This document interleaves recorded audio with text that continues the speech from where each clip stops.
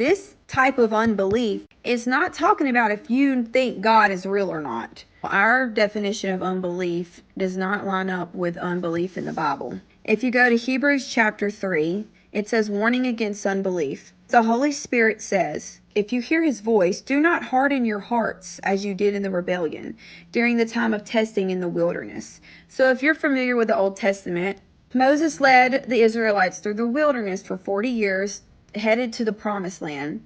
But during this 40 years, the people grew far away from God. It says here in Hebrew 3 that their hearts are always going astray, and they have not known my ways. So they shall never enter my rest. Now, there's some debate on what that means, they shall never enter my rest, but it doesn't sound good to me. Now, let's look at some of the things that the Israelites were doing during this time that the Lord calls rebellion. Now, remember, the chapter title is called Warning Against Unbelief. So they were complaining, they were doubting, they were fearful.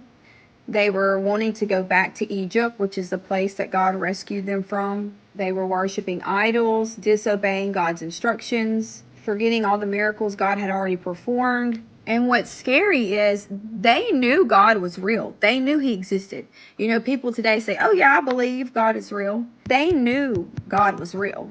It's talking about your heart. It says their hearts kept going astray. They were not obeying God. They were not abiding in him.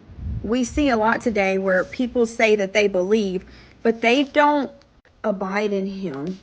They don't follow his word. They don't keep his commands. They don't live like he has told us to live. And what happened to these Israelites? It says they never entered into God's rest. I don't know about you, but I want to enter God's rest. Even whenever we are doubting, even when it looks like he is far away, you don't turn your back on God, or you may never enter his rest either.